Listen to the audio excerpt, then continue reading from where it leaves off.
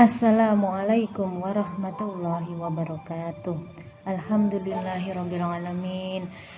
Anak-anakku semuanya, alhamdulillah kita telah diizinkan oleh Allah Subhanahu wa taala untuk belajar bersama pada hari ini, meskipun hanya melalui online dan fisik kita saling berjauhan. Akan tetapi Ustazah harap kalian tetap semangat untuk belajar, menuntut ilmu sebanyak-banyaknya untuk meraih masa depan yang gemilang. Sebelum kita mulai belajar, marilah kita membaca basmalah bersama-sama. Bismillahirrahmanirrahim. Baiklah anak-anakku, hari ini kita akan belajar tema 1 untuk muatan mapel IPA, yaitu tentang perkembangbiakan tumbuhan dan hewan.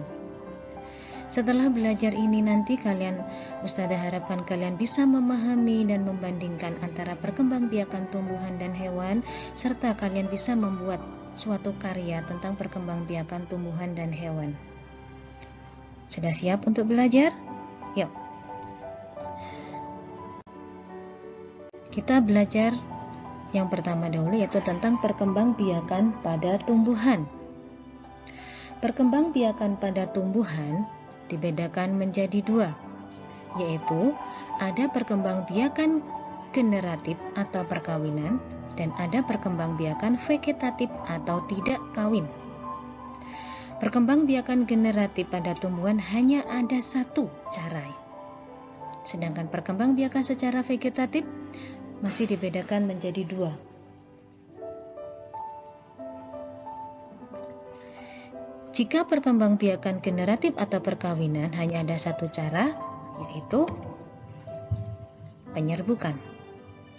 Sedangkan perkembangbiakan vegetatif atau tidak kawin, ada yang alami, ada yang buatan. Nah, apa saja yang termasuk vegetatif alami dan apa saja yang termasuk vegetatif buatan? Yang termasuk vegetatif alami adalah spora, tunas adventif, rizoma, umbi akar, umbi batang, umbi lapis, geragih atau stolon.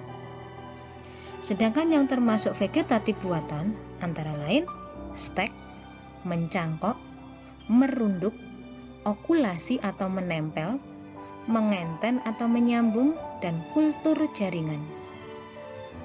Nah, kita akan membahas satu persatu tentang penyerbukan, vegetatif alami, vegetatif buatan. Pertama-tama kita akan membahas tentang penyerbukan atau perkembangbiakan pada tumbuhan secara generatif. Perkembangbiakan tumbuhan secara generatif atau perkawinan membutuhkan suatu alat, yaitu bunga. Di dalam bunga, yang berperan menjadi sel kelamin betina adalah putik, dan yang berperan menjadi sel kelamin jantan adalah benang sari.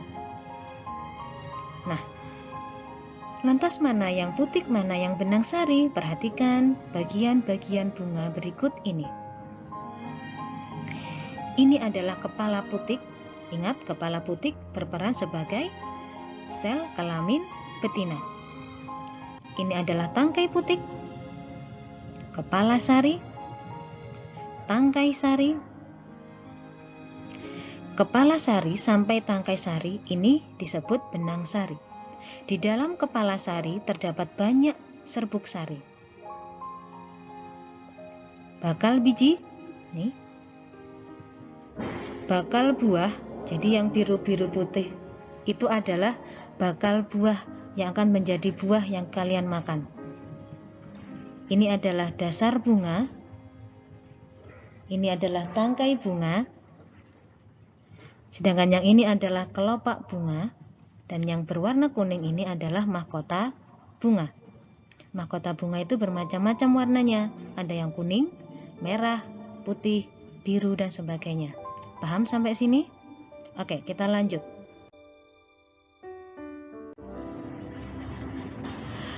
Bagaimana proses perkembangbiakan generatif pada tumbuhan? Nah, proses perkembangbiakan generatif pada tumbuhan diawali dengan proses atau peristiwa penyerbukan. Apa artinya penyerbukan? Penyerbukan adalah jatuhnya serbuk sari ke kepala putik. Jatuhnya serbuk sari di kepala putik, itu namanya adalah penyerbukan. Jadi Ustazah ulangi, proses perkembangbiakan generatif pada tumbuhan diawali dengan penyerbukan, yaitu jatuhnya serbuk sari di kepala putik. Dari penyerbukan akan terjadi pembuahan. Pembuahan artinya bertemunya sel telur dengan serbuk sari.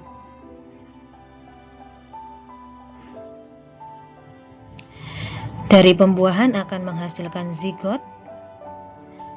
Zigot akan menghasilkan keping lembaga, biji, dan bakal buah. Nah, bakal buah akan berkembang menjadi daging buah yang kita makan. Sedangkan lembaga atau keping lembaga yang terdapat di dalam biji akan berkembang menjadi tumbuhan baru jika kita tanam. Jadi kalau kalian makan mangga, dalam bijinya itu kalian buka. Nah, di dalam biji itu ada kepingan-kepingan, 2 keping kalau tidak salah. Nah, itu namanya keping lembaga yang akan berkembang menjadi tumbuhan baru. Ini prosesnya, jika kita tanam akan tumbuh akar, akan menjadi tumbuhan muda dan akan menjadi tumbuhan dewasa. Lantas, penyerbukan itu juga dibedakan menjadi beberapa macam berdasarkan asal serbuk sarinya. Penyerbukan ada 4 macam, yaitu penyerbukan sendiri, yaitu jika serbuk sari jatuh di kepala putik pada bunga itu sendiri. Jika serbuk sari jatuh di kepala putik pada bunga itu sendiri, dinamakan penyerbukan sendiri. Yang kedua adalah penyerbukan tetangga, yaitu jika serbuk sari jatuh di kepala putik bunga lain tapi masih satu pohon. Jadi ini satu pohon, bunga yang atas serbuk sarinya jatuh ke kepala putik bunga yang di bawahnya. Itu dinamakan penyerbukan tetangga. Selanjutnya, penyerbukan silang, yaitu jika serbuk sari jatuh di kepala putik bunga lain yang beda pohon tetapi masih satu jenis. Serbuk sari jatuh di kepala putik bunga lain yang beda pohon tetapi masih satu jenis. Contohnya misalkan ini bunga mawar di pot A, ini bunga mawar di pot B. Benang sari dari bunga mawar di pot A jatuh ke kepala putik di bunga mawar di pot B. Masih satu jenis, yaitu jenisnya bunga mawar, cuman beda pohon. Ini namanya penyerbukan silang.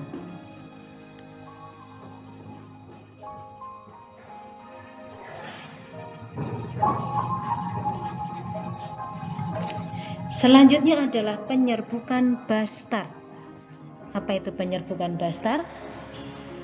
Penyerbukan bastar adalah jika serbuk sari jatuh di kepala putik bunga lain yang berbeda pohon dan tidak sejenis tapi masih satu family.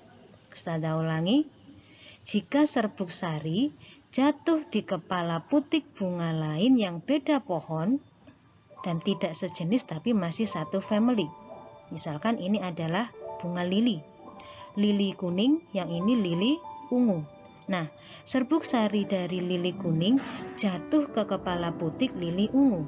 Mereka beda pohon, tidak sejenis karena ini lili kuning, ini lili ungu, tapi mereka masih satu family atau satu keluarga, yaitu keluarga lili. Paham ya? Nah, sekarang kita menuju ke tentang perantara penyerbukan itu ada macam-macam. Ada yang dibantu oleh hewan, ada yang dibantu oleh angin, ada yang dibantu air, ada juga yang dibantu oleh manusia. Penyerbukan yang dibantu oleh hewan yang membantu antara lain kalian sendiri, misalkan kupu-kupu, lebah, serangga, dan lain-lain. Nah, Bunga yang dibantu penyerbukannya oleh hewan, ciri khususnya biasanya mahkotanya berwarna mencolok, merah, kuning, putih, dan baunya harum, dan biasanya mereka juga menghasilkan nektar. Sedangkan bunga yang penyerbukannya dibantu oleh angin, mereka tidak memiliki mahkota bunga dan serbuk sarinya banyak serta ringan. Contohnya aja jagung, rerumputan. Sedangkan penyerbukannya dibantu oleh air tentu saja adalah tumbuhan air. Contohnya adalah ganggang, hidrilla, dan lain sebagainya. Lantas, tumbuhan yang dibantu penyerbukannya oleh manusia, contohnya adalah panili. Nah, kenapa kok panili dibantu oleh manusia? Karena serbuk sarinya itu sulit mencapai kepala putik. Oleh karena itu penyerbukannya dibantu oleh manusia. Nah, itu tadi anak-anak untuk pelajaran hari ini tentang perkembangbiakan tumbuhan secara generatif atau perkawinan. Insya Allah pada pertemuan berikutnya kita akan bahas tentang perkembangbiakan tumbuhan secara vegetatif atau tidak kawin. Semoga kalian memahami semua materi yang Ustazah sampaikan dan semoga menjadi ilmu yang barokah. Mari kita akhiri pelajaran kita kali ini dengan membaca hamdalah. Alhamdulillahirrabbilalamin. Sampai jumpa lagi di lain kesempatan. Wassalamualaikum warahmatullahi wabarakatuh.